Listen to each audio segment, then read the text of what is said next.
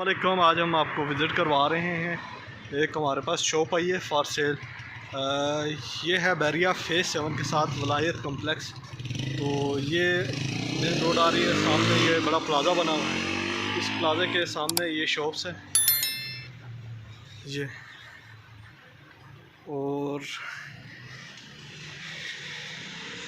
ये ऊपर सीढ़ियाँ जा रही हैं।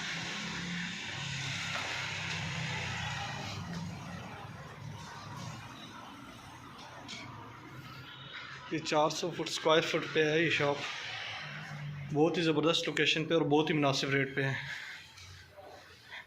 ये 55,000 रेंट पे लगी हुई थी, ये अभी खाली करवाई है क्योंकि इसको हमने अर्जेंट सेल करना है।